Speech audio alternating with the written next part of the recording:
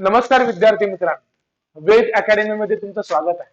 हा व्हिडिओ मी specially 2024 pattern basic electrical engineering हा सब्जेक्ट देणारे रेग्युलर आणि बॅकलॉग या विद्यार्थ्यांसाठी घेऊन आलोय।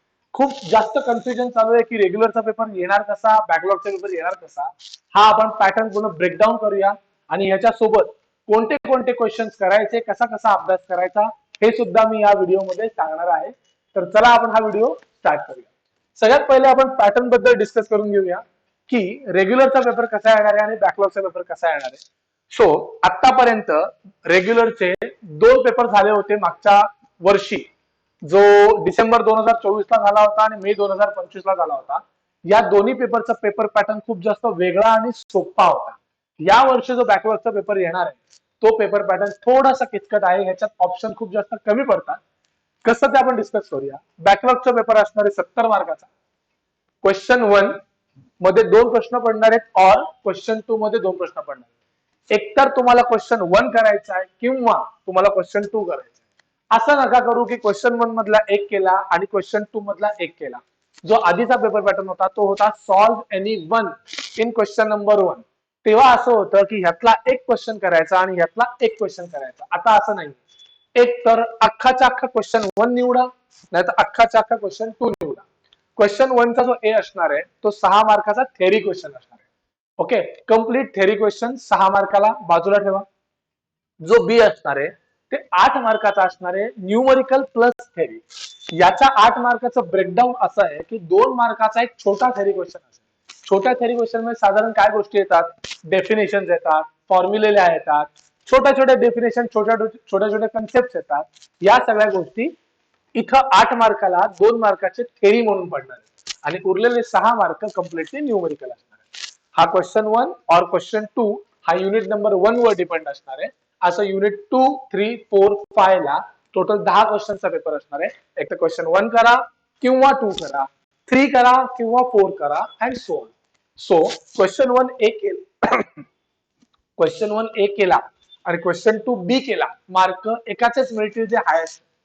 सो चुकूनही दोन्हीमधला एक अटेम्प्ट करण्याची चूक करू नका। एक तर क्वेश्चन 1 करा किंवा क्वेश्चन 2 करा, सेम नियम इथे लागू होतोय।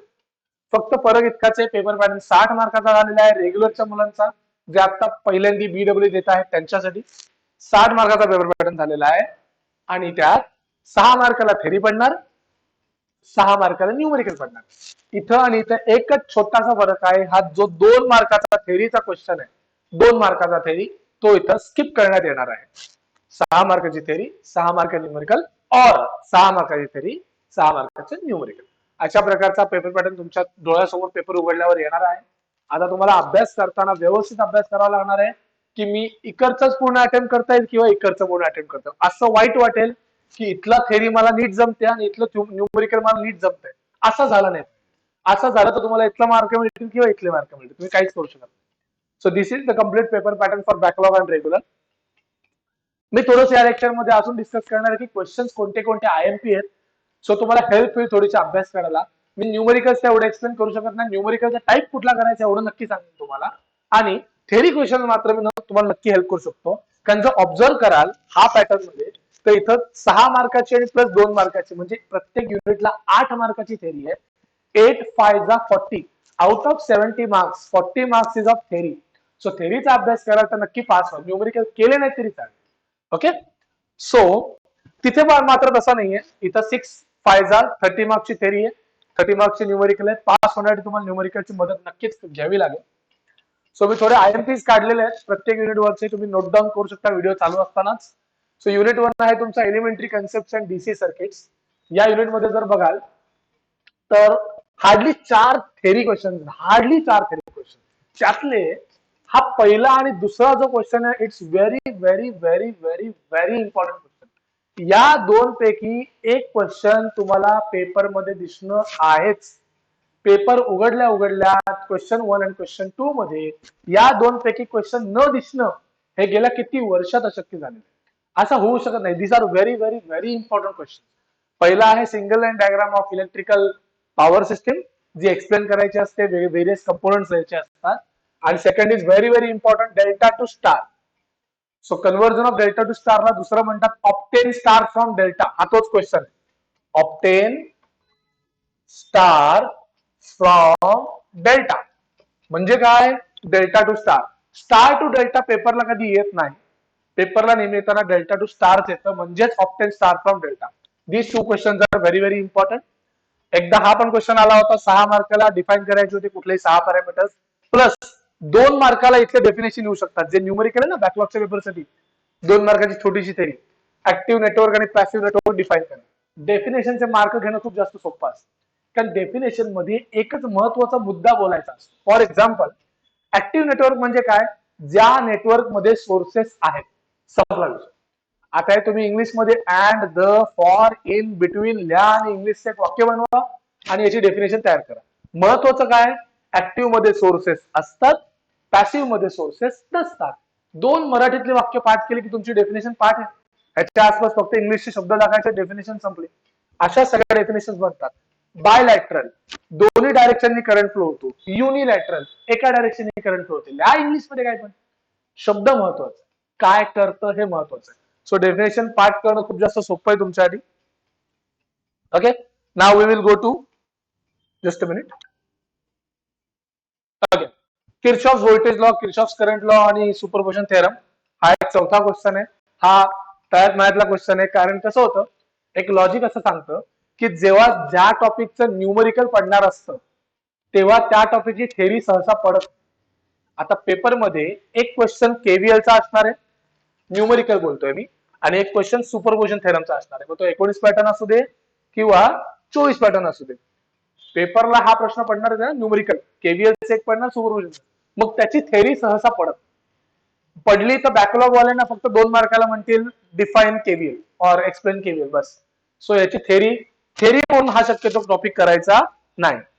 ओके, न्यूमरिकल मध्ये हा येणार, थेरी मध्ये हे 3 येणार. सो ज्यांना अभ्यास सुरू करायचा आहे, युनिट 1 चा अभ्यास करायचा आहे, त्यांनी केव्हीएल आणि सुपरपोजिशनचे न्यूमरिकल करायचे आणि हे 3 थेरी क्वेश्चन्स पाठ करून टाकायचे. तुमचं युनिट 1 चं काम ह्याच्यात झालं पाहिजे. ओके,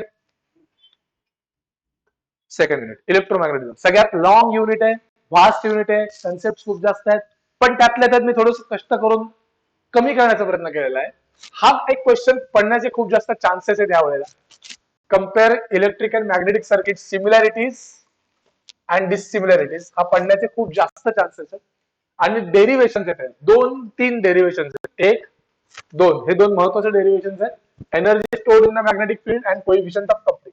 डेरिव्हेशनला मात्र सोडू नका. 5 युनिट मध्ये टोटल मिळून साधारण एक 10 ते 12, जास्तीत जास्त 15 डेरिव्हेशन असतील बीडब्ल्यू मध्ये. त्या 15 पैकी ना 3 ते 4 डेरिव्हेशन सेम टू सेम पेपरला पडणार. डेरिव्हेशनला कधी स्किप करायचं. सो हे 2 डेरिव्हेशन करा. डेफिनेशन नाही केलं तरी चालतील रेग्युलरच्या मुलांनी, बॅकलॉगच्या मुलांनी मात्र 2 मार्कासाठी करा डेफिनेशन. आणि Faraday's law and difference between statically and dynamically, ठीक आहे. सो तुम्ही ठरवायचं आता किती अभ्यास करायचा, 70 पैकी 70 पाडायचे, 50 पाडायचे, 28 पडून पास व्हायचंय, तुम्ही ठरवायचं त्यानुसार. आणि हा, रेग्युलरच्या मुलांचं पासिंग फक्त 24 मार्काचं आहे आणि बॅकलॉगच्या मुलांचं पासिंग 28 मार्काचं आहे. सो त्याच्यानुसार तुम्हाला अभ्यास करायचा आहे. हा, ह्याच्यात राहिला न्यूमरिकलचा प्रश्न. त्याच्यात ना 2 टाईपचे न्यूमरिकल्स पडतात. पहिला जो टाईप आहे तो आहे बेसिक ऑफ इलेक्ट्रोमॅग्नेटिझम, म्हणजे त्यात तुम्हाला एसच्या फॉर्म्युलांचे क्वेश्चन आहेत, Ni/φ, रिलक्टन्स, फ्लक्स डेन्सिटी, या सगळ्या टॉपिक वरचे क्वेश्चन आहेत. आणि जो टाईप 2 आहे ना तो म्युच्युअल इंडक्टन्स वरती. म्युच्युअल इंडक्टन्सचे न्यूमरिकल आहेत, म्हणजे इंडक्टन्स L1, L2, M, या सगळ्या गोष्टीवरचे. सो तुम्ही कुठला तरी एकच टाईप करून जा. एक तर पहिला करा, दुसरा करा. दोन्ही केला तर कुठला तरी ऑरचा क्वेश्चन तर दोन्ही येईल तुम्हाला, काय फायदाच नाही त्या गोष्टीचा. कुठला तरी एक न्यूमरिकलचा टाईप करून जायचा आणि त्यासोबतचे थेरी क्वेश्चन्स रेडी ठेवायचे. Yes, then comes most easy unit for theory part. कारण या क्वेश्चन मध्ये 3 असे क्वेश्चन आहेत जे पेपरला पडण्याचे खूप, म्हणजे 100% चान्सेस आहेत. एक आहे derivation for current in purely inductive circuit, दुसरं आहे derivation for current in purely capacitive circuit, आणि तिसरं आहे derivation of average value and RMS value. These 3 are very very very important derivations in from this unit. 3 derivations करा. आणि हा एक छोटासा थेरी क्वेश्चन आहे. लॅगिंग म्हणजे काय, लीडिंग म्हणजे काय, mathematical expressions waveform phasor diagram, literally एका पानाचा फक्त चित्र काढायचा क्वेश्चन आहे. 2 इक्वेशन्स लिहायचे, 2 चित्र काढायचे, क्वेश्चन संपला. हा थेरी क्वेश्चन आणि हे 3 derivations. This are very very very IMP topics from this unit. आणि जे बॅकलॉग वाल्यांना 2 मार्काला लागतील ते डेफिनेशन इथे डेफिनेशन लागतील 2 मार्काला बॅकलॉग वाल्यांना, ते इथे डेफिनेशन. सो हा युनिट आहे ना इलेक्ट्रोमॅग्नेटिझमचा, हा युनिट करा. हा युनिट 5 करायला खूप सोपा आणि कमी कष्ट आहे. आणि राहिले न्यूमेरिकलचा पार्ट. न्यूमेरिकलचे 2 टाइप्स आहेत परत. पहिला टाइप आहे वेव्हफॉर्म्स वरचे न्यूमेरिकल्स आहेत आणि दुसरा टाइप आहे are purely inductive, purely capacitive आणि प्युअरली रेझिस्टिव्ह वरचे न्यूमेरिकल्स आहेत. ते न्यूमेरिकल्स केलेत. त्या 2 पैकी कुठला तरी एक टॉपिक केला कारण बाकी सगळी थेरी केली तरी तुमचा युनिट संपलाय. सो ज्याला 70 पाडायचे त्यांनी तर सगळं करणं भाग. ज्याला क्लासमध्ये पहिले यायचे तो बाजूला ठेवू आपण त्या मुलाला, तरी सगळंच करायचंय. ज्याला 28च पाडायचे आणि कमीत कमी कष्ट करायचे, मी सिंपल सांगेन या 2 मधला कुठला तरी आवडेल तो टॉपिक कर, आवडेल ते न्यूमेरिकल कर. सरळ सरळ इकडे जे टिक मार्क केले तेवढे 4 डेरिव्हेशन्स कर, विषय संपला. हा युनिट तुझा पास होऊन जाईल. एसी सर्किट हा थोडा किचकट युनिट आहे पण फायद्याचा युनिट. ह्याच्यात 2 टॉपिक्स, एक सिंगल फेज आणि एक 3 फेज. तुम्ही प्लॅनिंग कशी करायची हे युनिट करताना, मी जर सिंगल फेजचं न्यूमेरिकल करणार असेल ना तर 3 फेजची थेरी करून जायची. कारण पेपर पॅटर्न कसा येतो, सिंगल फेजचं न्यूमेरिकल सोबत 3 फेजची थेरी येते और 3 फेजच्या न्यूमेरिकल सोबत सिंगल फेजची थेरी येते. सो जर तुम्ही इथली न्यूमेरिकल कराल इथली थेरी कराल, इथलं थेरी कराल इथलं न्यूमेरिकल कराल. आणि बाय माय सजेशन 3 फेजचं न्यूमेरिकल दरवर्षी सेम येतं, फक्त नंबर बदलतात. स्टारचं किंवा डेल्टाचं येतं, फक्त नंबर बदलतात, बाकी न्यूमेरिकल डिक्टो सेम येतं. सिंगल फेज मध्ये खूप जास्त व्हरायटी आहे, खूप जास्त फॉर्म्युले. 3 फेजचं numerical is very easy. So 3 फेजचं न्यूमेरिकल करा आणि सिंगल फेजची थेरी करा. सिंगल फेजच्या थेरीमध्ये 3च क्वेश्चन्स आहेत. Derive the expression for RL series circuit, derive the expression for RC series circuit and derive the expression for RLC series circuit. So याची थेरी करायची, 3 क्वेश्चन करून टाकायचे आणि याचं न्यूमेरिकल करायचं, संपला युनिट. हा युनिट खूप मोठा आहे, खूप किचकट आहे, पण काम कमी आहे.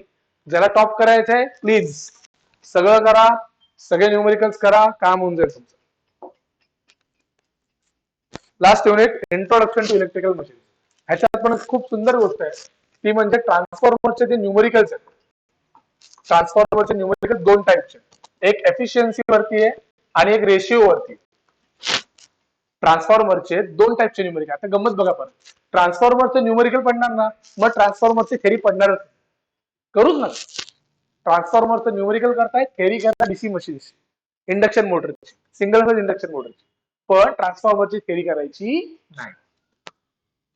राहिला प्रश्न न्यूमेरिकल्स वरती. एफिशियन्सीचे जे न्यूमेरिकल आहे त्याला एकच फॉर्म्युला, फक्त एका फॉर्म्युल्यावरनं तुमचं 6 मार्काचे न्यूमेरिकल संपणार आहे. बॅकलॉग असो रेग्युलर असो फरक पडत नाही. न्यूमेरिकल जे 6 मार्काचं पडणार आहे ते करायचं एफिशियन्सीवरती. पेपर उलटा केला की युनिट 5, युनिट 5चा क्वेश्चन बघितला की तुम्हाला 100% एफिशियन्सी ऑफ ट्रान्सफॉर्मरचं न्यूमेरिकल सापडणार आहे, करून टाकायचं. ओके, सो एफिशियन्सीचं न्यूमेरिकल झालं. त्यासोबत थेरी कुठली पडणार, ट्रान्सफॉर्मरची थेरी करायची नाही. ट्रान्सफॉर्मरची थेरी करायची नाही. कोणाची थेरी करायची, 3 phase induction motor, DC motor, characteristics of DC motor, differences आणि ऍप्लिकेशन. 5 क्वेश्चन्स आहेत. ह्याच्या व्यतिरिक्त अजून सिंगल फेज इंडक्शन मोटर सुद्धा आहे, पण ज्यांना पास व्हायचंय त्यांनी ते करायचं नाहीये. ज्याला पास व्हायचंय त्यांनी एवढंच करायचं. ऍप्लिकेशन सगळ्याचे करायचे, डिफरन्स झाला पाहिजे इंडक्शन मोटरचा, आणि 2 क्वेश्चन आहेत ना हे, यापैकी पेपरला एक तर फिक्स आहे. पण एफिशियन्सीच्या न्यूमेरिकल सोबत कुठलाही सांगता येत नाही, म्हणून असं सांगत नाही 2च करा.